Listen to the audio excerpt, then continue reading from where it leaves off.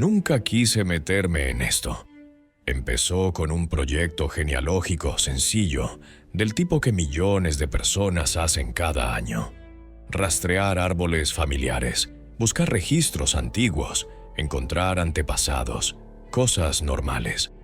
Pero en algún punto, entre los datos del censo y los papeles de inmigración, encontré algo que no encajaba.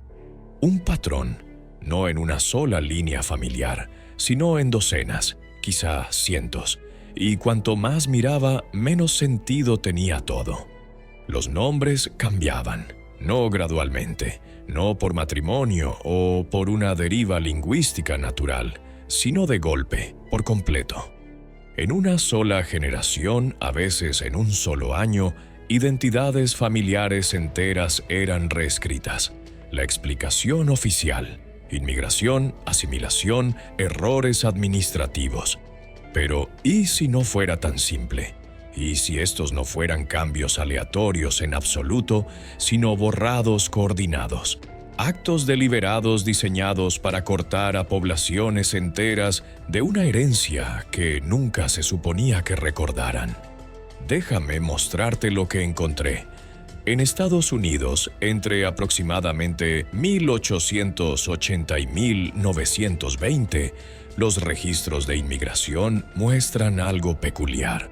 Familias que llegaban desde Europa del Este, Asia Central y partes de Rusia traían un conjunto de nombres, apellidos complejos con sufijos inusuales, estructuras lingüísticas que no coincidían con las regiones de las que decían venir.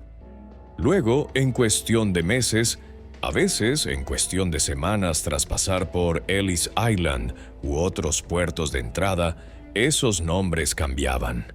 No se acortaban, no se anglicanizaban de la manera típica que entendemos, sino que se reemplazaban. Un hombre llamado Tartykov se convierte en Thompson. Una mujer llamada Tartarescu se convierte en Taylor. Niños con el apellido Tartarán aparecen registrados en los archivos escolares como Turner, Travis o Thomas. Y esto no ocurre a una sola familia, sino a miles, a través de múltiples puntos de entrada durante décadas. La narrativa oficial nos dice que esto fue voluntario, que los inmigrantes eligieron adoptar nuevos nombres para encajar, para evitar discriminación, para empezar de cero en un nuevo mundo. Y sí, eso ocurrió. Hay mucha documentación que lo respalda. Pero esto era distinto, porque el patrón se repite con una precisión inquietante. Para quienes no estén familiarizados con la teoría de Tartaria, aquí está la base.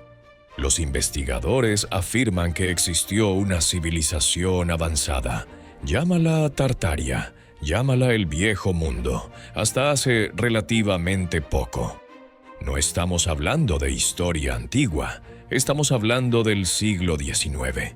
Esta civilización supuestamente dejó tras de sí evidencia arquitectónica que la historia oficial tiene dificultades para explicar. Estructuras elaboradas, principios de diseño consistentes, ingeniería avanzada, y aparecen en todas partes. San Francisco, San Petersburgo, Melbourne, Buenos Aires, Calcuta. Edificios que comparten el mismo lenguaje arquitectónico, el mismo nivel de sofisticación, el mismo detalle curioso. Primeros pisos enterrados bajo tierra, ventanas medio sumergidas como si algún evento catastrófico, una inundación de lodo, hubiera cubierto los niveles originales del suelo. La explicación dominante: arquitectos diferentes, épocas diferentes, tendencias de diseño convergentes. Pero esto fue lo que me hizo conectar la arquitectura con los cambios de nombre. El momento. El mismo periodo en que las familias estaban borrando sus apellidos tartarios, aproximadamente de 1870 a 1920.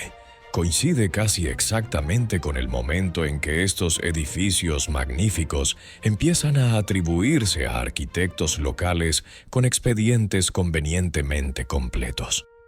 Cuando las exposiciones universales de pronto muestran tecnologías que parecen surgir de la nada y luego desaparecer con la misma rapidez, cuando los mapas antiguos dejan de mencionar Tartary como lugar, los edificios permanecen. La evidencia de la inundación de lodo permanece. Los misterios arquitectónicos permanecen, pero la gente que podría haberlos construido, sus nombres fueron cambiados. Y eso no es una coincidencia. No puede serlo, porque si borras los nombres, borras a los constructores. Si borras las líneas familiares, borras el conocimiento de quién creó realmente esas estructuras. El patrón se repite con una precisión inquietante. Donde quiera que encuentras evidencia arquitectónica tartaria, encuentras borrados genealógicos en el mismo marco temporal aproximado. Mismo fenómeno, mismas ubicaciones, mismo silencio sistemático. Si piensas que esto fue solo un fenómeno estadounidense, mira Europa. En la década de 1890 y a comienzos de 1900, los registros censales de Francia, Alemania, Austria, Hungría y el Imperio Ruso muestran discontinuidades similares. Familias con apellidos arraigados en lo que los investigadores describen como orígenes lingüísticos tártaros o tartarios de pronto desaparecen de los registros administrativos. No porque murieran, no porque se mudaran, simplemente se convirtieron en otras personas. Los Tartakovs de Moscú aparecen en el censo de 1880. Para 1897 son los Terasovs, nombre distinto, misma dirección, misma profesión. Ninguna explicación en los registros. En Prusia, una familia llamada Tartenberg aparece en registros de propiedad durante 3 generaciones, 1820, 1850, 1870. Luego, en 1891, la propiedad figura bajo el nombre Tannenburg. Mismo lote, misma estructura familiar. La documentación de transición falta. Esto plantea una pregunta sencilla pero crítica. ¿Por qué familias con nombres establecidos, derechos de propiedad y posición social borrarían voluntariamente sus identidades en múltiples países, todas dentro de la misma estrecha ventana temporal, todas sin documentación adecuada y todas fingiendo que nada había cambiado? Cuanto más profundizaba, más encontraba. Francia, Italia, España, Polonia, Rumanía. El patrón se repite. Si esta investigación te parece valiosa, considera suscribirte o hacerte miembro de YouTube. Este tipo de trabajo de investigación lleva tiempo, y tu apoyo ayuda a que estas historias olvidadas no sigan enterradas. Y aquí es donde se vuelve aún más extraño. En China y Mongolia durante la dinastía Qing tardía, las reformas administrativas entre 1880 y 1910 incluyeron una estandarización generalizada de apellidos. Los registros oficiales lo describían como modernización, una forma de agilizar los datos del censo y la recaudación de impuestos, pero los detalles cuentan otra historia. Familias en regiones históricamente asociadas con poblaciones tártaras, Mongolia Interior, Manchuria y partes de Xinjiang, vieron sus apellidos ancestrales reemplazados por equivalentes anchinos, no transliterados, reemplazados, y los nombres antiguos borrados de los registros oficiales. En Japón, durante la restauración Meiji, ocurrieron reformas similares. El edicto de apellidos de 1875 exigía que todos los ciudadanos adoptaran apellidos familiares formales. Pero de lo que rara vez se habla es de cuántos nombres existentes, en particular aquellos con conexiones con los Innu o con regiones septentrionales influenciadas por tártaros, fueron eliminados silenciosamente de los registros y reemplazados por alternativas aprobadas. ¿Por qué? ¿Por qué la urgencia? ¿Por qué la coordinación? ¿Por qué el silencio?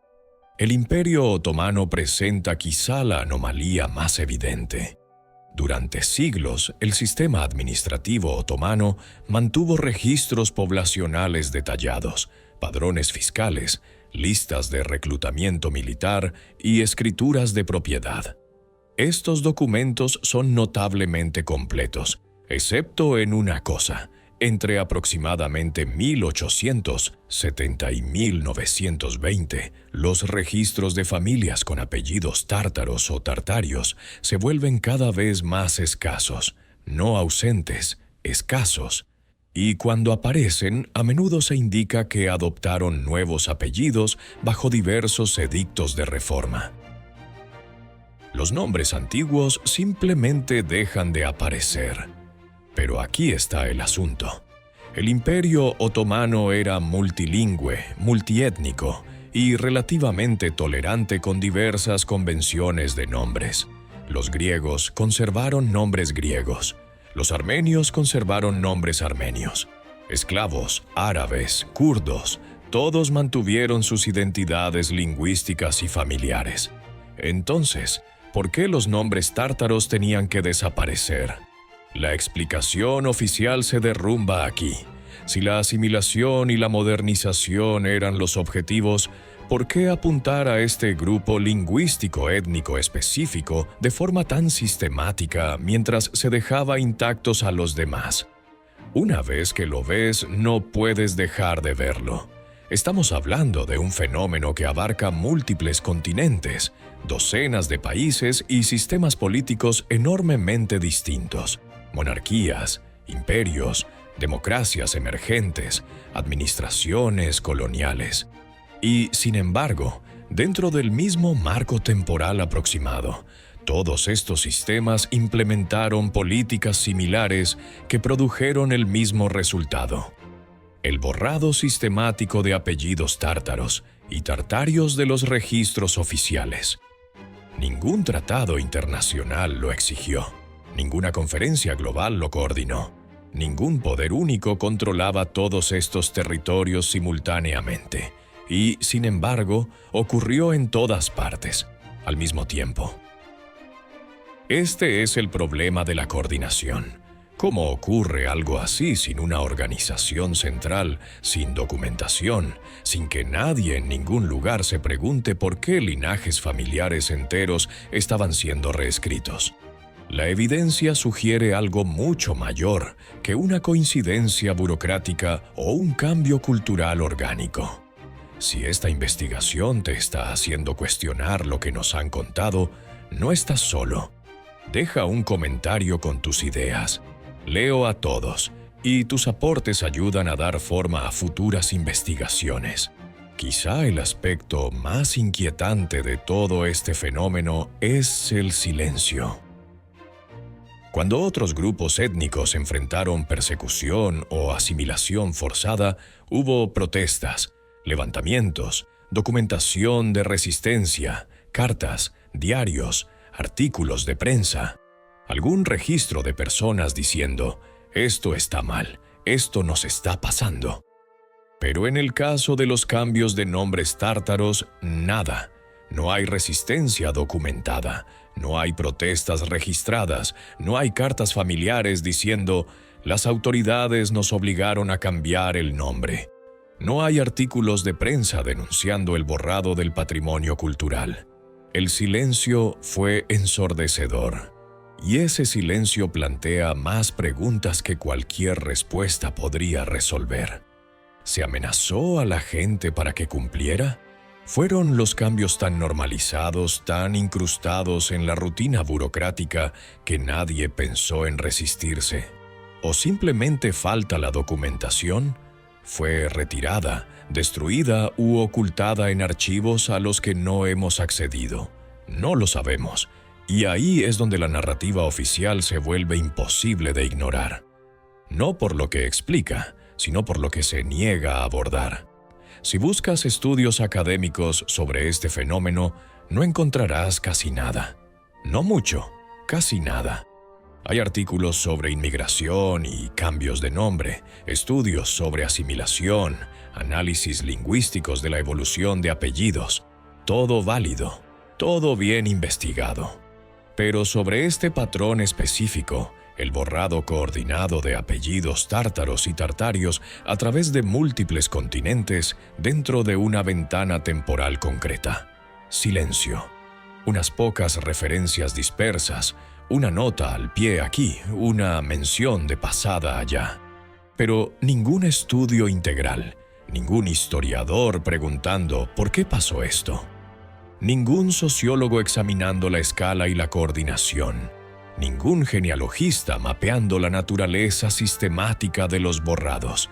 Es como si la comunidad académica colectivamente hubiera decidido que esto no valía la pena investigarlo, o no podía investigarlo, o se la hubiera desalentado sutilmente de investigarlo. Cuanto más profundizaba, más puertas se cerraban. Materiales de archivo de pronto se volvían inaccesibles. Registros se perdían en incendios. Bases de datos genealógicas enteras tenían lagunas inexplicables precisamente en los años y regiones donde ocurrían estos cambios de nombre. No en todas partes, no todo el tiempo, pero lo suficiente. Lo suficiente como para notarlo, lo suficiente como para preguntarse. Los nombres no son solo etiquetas, son marcadores de origen, portadores de historia, vínculos con tierras ancestrales y pueblos olvidados. Cuando cambias un nombre, no solo alteras una palabra, cortas conexiones, haces más difícil que los descendientes rastreen su linaje, borras pistas lingüísticas que podrían apuntar a una historia distinta de la registrada oficialmente. Y si haces esto de manera sistemática a través de generaciones y continentes, puedes borrar efectivamente toda una herencia de la memoria colectiva. En 3 generaciones nadie recuerda los nombres antiguos. En 5 nadie sabe que debe buscarlos.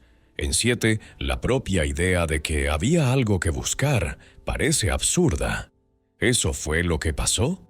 Se desmanteló sistemáticamente toda una identidad cultural mediante algo tan simple como cambios de nombre, y si es así, ¿por qué? ¿Qué estaban ocultando? ¿Qué herencia era tan peligrosa que necesitaba ser borrada no mediante violencia o conquista, sino mediante papeleo y burocracia? Algunas huellas permanecen. En aldeas remotas de Siberia, Mongolia y Asia Central, todavía puedes encontrar ancianos con apellidos que conservan los marcadores lingüísticos antiguos, Tartakov, Tatarsky, Tatarescu, nombres que, según las historias oficiales, no deberían existir o deberían haber evolucionado de manera natural hacia otra cosa a estas alturas, pero no lo hicieron. Persistieron en bolsillos aislados, en lugares donde el alcance burocrático era limitado, donde las reformas no penetraron del todo, donde las familias conservaron sus nombres pese a la presión para cambiarlos. Y cuando hablas con estas personas o lees los pocos estudios etnográficos que documentan sus historias, surge un hilo común. Sus abuelos o bisabuelos hablaban de una época en la que todo el mundo tenía esos nombres, cuando los apellidos con tarta eran comunes, nada extraordinario, normales. Luego algo cambió. Llegaron autoridades, se emitieron papeles.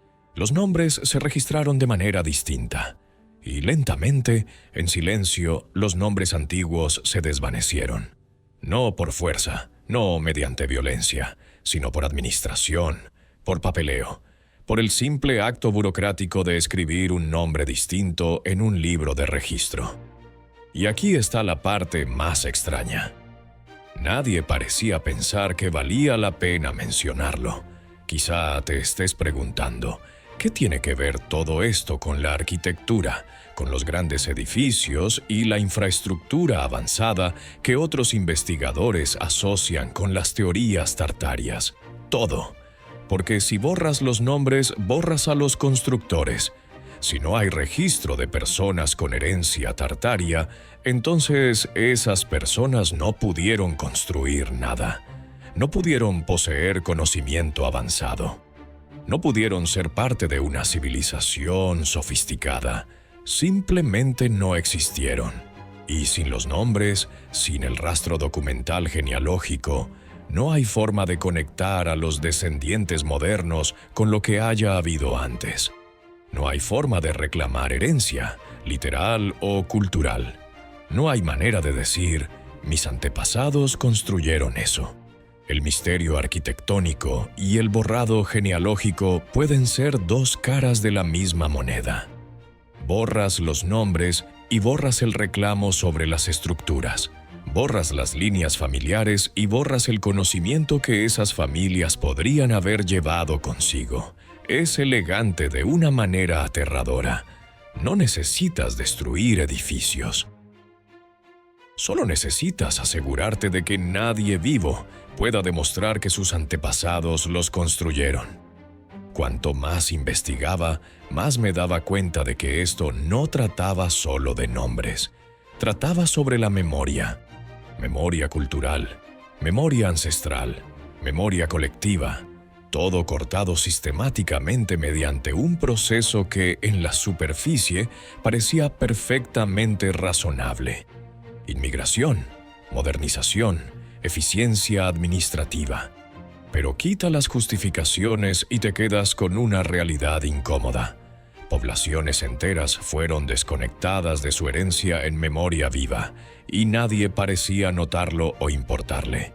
¿Cómo ocurre algo tan masivo sin una conciencia masiva? La respuesta, creo, es que fue normalizado, burocratizado, convertido en rutina. Cada caso individual parecía razonable en aislamiento. Un cambio de nombre aquí, un ajuste administrativo allá. Nada siniestro, nada que valiera la pena cuestionar. Pero cuando das un paso atrás y miras el conjunto, es abrumador. Entonces, ¿qué pasó realmente? No tengo respuestas definitivas. Nadie las tiene. Ese es el punto. Pero puedo decirte lo que sugiere la evidencia. Entre aproximadamente 1870 y 1920, hubo un esfuerzo global coordinado para borrar apellidos tártaros y tartarios de los registros oficiales. Este esfuerzo abarcó múltiples continentes, involucró docenas de países con sistemas políticos enormemente distintos, y ocurrió con casi ninguna resistencia documentada o reconocimiento público. ¿Por qué? ¿Qué estaban ocultando? ¿Qué herencia era tan peligrosa que necesitaba ser borrada sistemáticamente, no mediante violencia, sino mediante burocracia? ¿Existió una directiva global que desconocemos? ¿Un acuerdo no dicho entre potencias mundiales para reescribir ciertas genealogías? ¿O fue algo todavía más extraño? Una especie de amnesia cultural en la que los propios descendientes de Tartaria eligieron olvidar. Y si es así, ¿qué sabían que nosotros no sabemos? Los nombres llevan historias. Los linajes preservan conocimiento. Cuando borras ambos, ¿qué más desaparece con ellos? Técnicas de construcción, estructuras organizativas, eventos históricos que no encajan con la narrativa aprobada. Nunca lo sabremos, porque las personas que podrían haber transmitido ese conocimiento fueron desconectadas sistemáticamente de su pasado. A sus hijos se les dieron nombres nuevos, orígenes nuevos, historias nuevas, y en unas pocas generaciones el conocimiento antiguo simplemente se desvaneció. No destruido, olvidado. Hay una diferencia. Y esa diferencia me persigue porque en algún lugar, en archivos polvorientos y documentos olvidados, la verdad quizá todavía exista. Los nombres originales, los registros familiares, las conexiones entre poblaciones modernas y lo que haya habido antes. Pero encontrarlo, probarlo, ese es el desafío, y quizá así fue diseñado que funcionara exactamente. Empecé esta investigación buscando antepasados. Lo que encontré fue un vacío cuidadosamente construido y mantenido por burocracia, donde antes había una herencia entera, y no puedo dejar de preguntarme por qué. ¿Por qué llegar a tales extremos? ¿Por qué coordinar un esfuerzo tan masivo a través de tantos países? ¿Por qué borrar estos nombres y no otros? ¿Qué temían tanto que descubriéramos? La historia oficial no ofrece respuestas, solo silencio, solo lagunas, solo la persistente y enloquecedora negativa a reconocer que algo ocurrió, algo lo bastante grande, lo bastante importante, lo bastante amenazante como para requerir un esfuerzo global para borrar.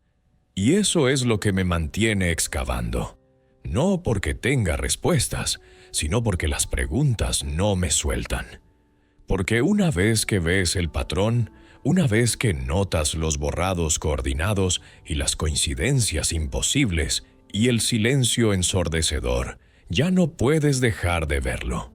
Y no puedes dejar de preguntarte qué perdimos cuando cambiaron los nombres.